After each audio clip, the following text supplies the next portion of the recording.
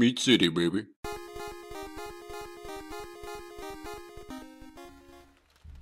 Hello and welcome back to Meat City Gaming. JD here with another episode of Battle Bites here in World of Tanks. And today we're on Malinovka, and I want to show you a spot that I love to go to when I start in the southern spawn on Malinovka. It's a bit of a dangerous position, a lot of risk reward, but it's fun, especially if you're in a quick tank. You need to be pretty quick to get there.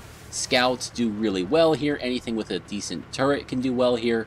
And so the thing you need to do is advance quickly along this ridgeline here. You have to drive carefully, because if you go too far to the left, you'll get stuck in the water and you'll either drown or you'll slow way down, and you can get spotted like I did. But if you're quick, you can get underneath the ridgeline here before anyone can get shots into you. A couple of ways this can go wrong. If the enemy scouts push aggressively into their spotting locations up here on the hill and you get spotted early, you could take a lot of fire before you get into this position.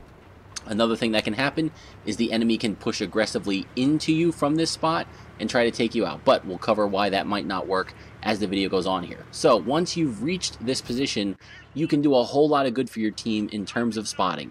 You can spot tanks that are going up the hill, as you can see with the heavy tank there. You can spot tanks that are camping this wooded area on this little plateau, like the Grill 15 that I just did there. That's a favorite camping spot for tank destroyers and other tanks on the enemy team as well. And you have vision through this whole area, and you may even get lucky and spot an artillery if they're slow getting out of their spawn point or out of their base, or if they just stick a little bit too close to the base. If you've got really good view range, you can pop up, light up a big section of the map, and hopefully you have allies in position to get some shots in. And normally I wouldn't take a shot there, but I'm already lit up. They know I'm here. I had a free shot into the side of the tank there, so I took it. If you can pop up and you're not spotted, you obviously want to hold your fire, because you're going to do much more good spotting and lighting up these targets than you will firing off a shot if that shot causes you to get spotted. So one of the things you need to watch out for is having support in this position. If your whole team pushes up the hill or pushes far to the west, like the HJ2 area, and nobody is covering you from the middle of the map. So right now I can see I've got 2, 3, 4 allies in the FG kind of 6, 7 area, right? Those guys can see me. They can see the targets that I'm lighting up. They can get shots out, and importantly, they can protect me. So if a tank on the enemy team pushes aggressively towards me and tries to take me out, what I would do is back down the hill, which removes me from the line of sight of his allies and will cause him to have to come down the hill to me. That'll make him stuck down there, right? Getting back up that hill will be slow, and hopefully I've got 3, 4 allies putting shots into them before they can take me out.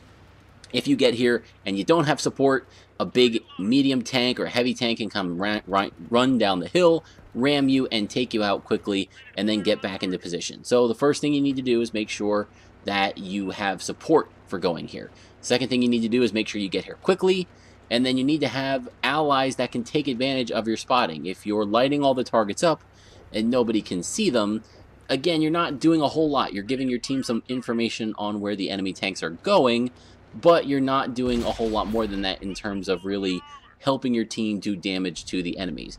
But if you're in the right setup, if you've got the right situation like we've got here, you can do a lot of good. And not only spotting, as you can see there, we got a couple of shots into that Waffenträger E100 and took it out.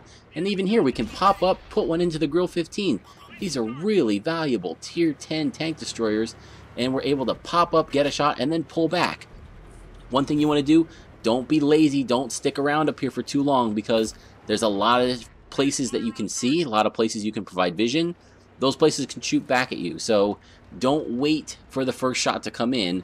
Pop up, get the thing spotted, and then pull down again. And once you know where they are, you can time your second ascent up the hill with your gun pointing in the right direction, throw out a shot quickly, and then back down the hill.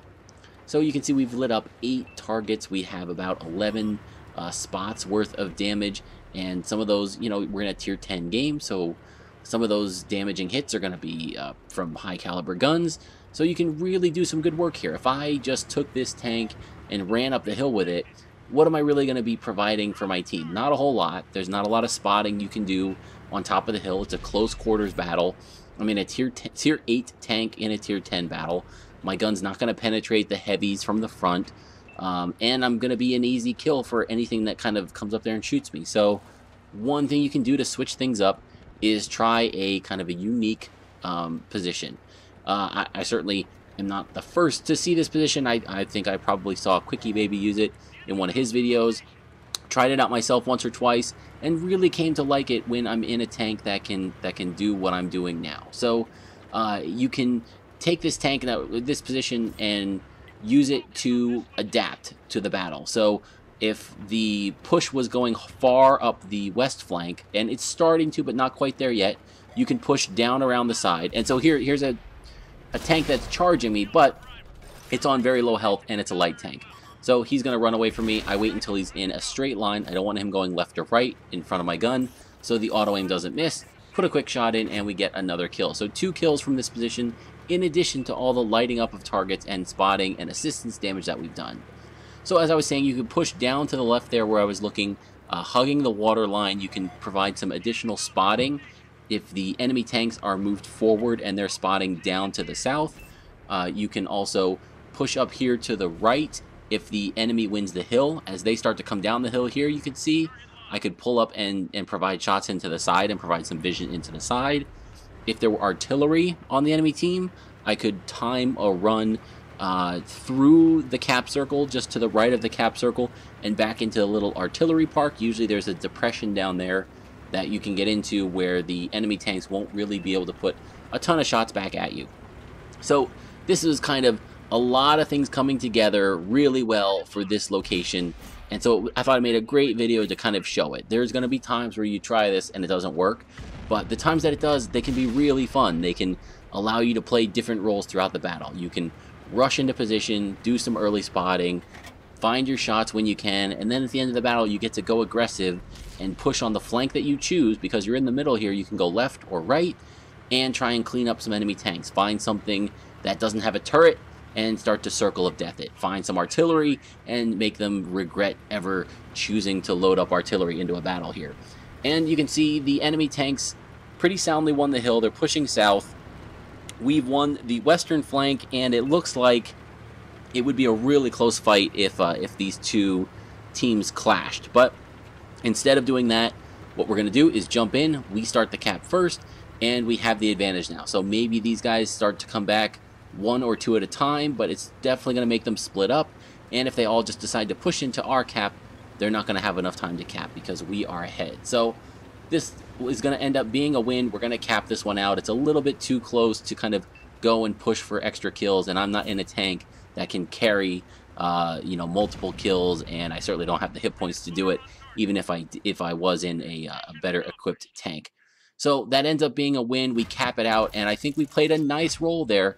And as you can see, we get rewarded for it. Almost 5,000 assistance damage. We stacked on another 1,144 damage of our own, 2 kills and 11 detections. So we were able to secure some nice medals here, a patrol duty, a scout, medals that you don't often see. A lot of maps don't really give you the opportunity to light up 9 tanks, but this is one of those opportunities that you have, and that's one of the positions that will enable you to do it. So all in all, a great battle.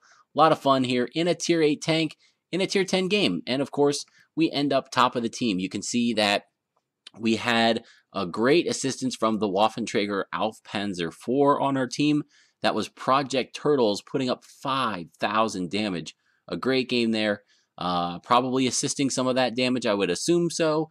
And you can see that for ourselves, we were able to, we only fired 10 shots. 6 of them hit and all 6 penetrated. That's pretty impressive from the ranges we were at and the targets we were shooting at, tier 10 targets, but a couple of them were those lightly armored German tank destroyers, so that, of course, will help our penetration rate. And we put together a great game, put almost 50,000 silver in the bank, and came in top of the team. Hey, that's a great thing that you can do if you're in a tier 8 light tank in a tier 10 battle. You gotta love when you can come away with the top experience on the team. 1,365 base XP. And again, a lot of that was from spotting and assistance damage. So don't forget that aspect of the game. It can be a lot of fun to play the assist, to play the support. And then again, as the battle gets closer to the end, your tank becomes more powerful. Your speed, your agility, your ability to abuse slower tanks, tanks without a turret. The T-54 lightweight is a lot of fun. It's really a tank that I've enjoyed playing. So give this position a shot. Again, in those rare setups where you have Malinovka and the southern spawn, give it a try. Let me know how it works.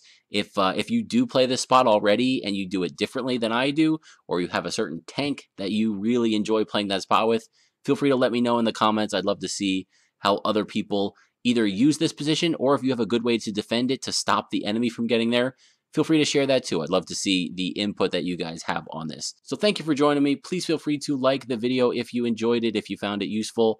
And you can always subscribe to Meat City Gaming for future World of Tanks content. See you next time.